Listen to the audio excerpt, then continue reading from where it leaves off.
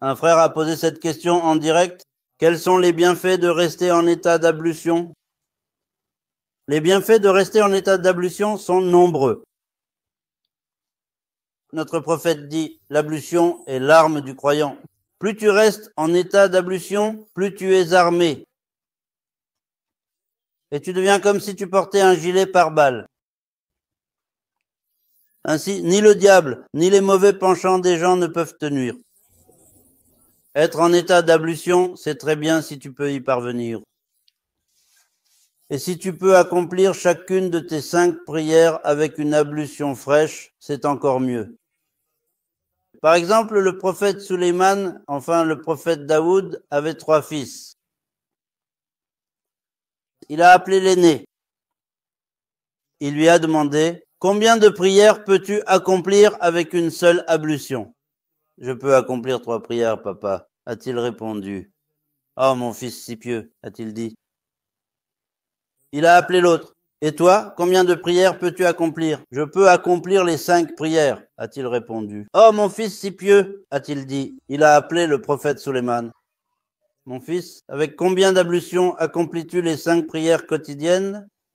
Il dit, je peux accomplir les 5 prières avec une seule ablution, père. J'effectue chaque prière avec des ablutions fraîches? Waouh, mon fils religieux, dit-il. Alléluia. Même si vous faites vos ablutions, notre prophète dit que votre lumière est brillante. En d'autres termes, l'ablution est une lumière sur une lumière. Si tu le reprends, et il y a quelque chose que beaucoup de nos frères ne savent peut-être pas. Lorsque tu fais de nouvelles ablutions et que tu veux prier 2 unités de prière, accomplis la sunna de l'ablution. C'est très vertueux. Par exemple, après le décès de Bilal al-Habashi, les compagnons l'ont vu en rêve. Il était dans les plus beaux endroits du paradis. Oh Bilal, tu étais le muezzin du prophète.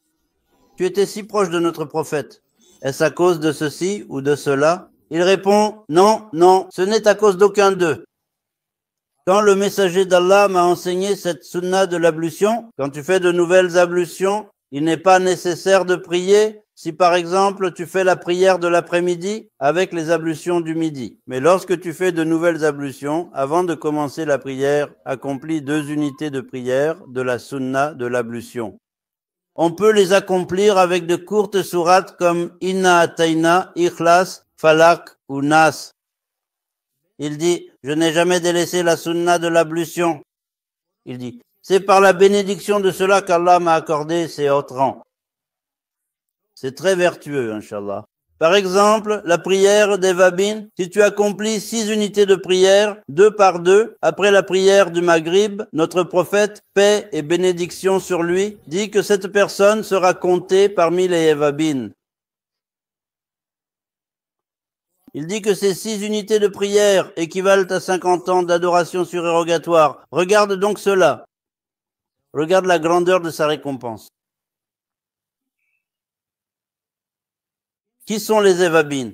Ce sont justement ceux qui se rapprochent beaucoup d'Allah par la prière, dit-on. Nos gens ne le savent pas. Par exemple, tu peux sortir de la mosquée et accomplir cette prière chez toi. L'un des membres de la communauté dit, j'étais très énervé. Il disait, mais quelle prière fait-il donc, etc. Il est venu et a demandé. Je l'ai expliqué. J'ai dit, la situation est ainsi. Il y a un tel mérite à cela. Ils ont tous commencé à la pratiquer.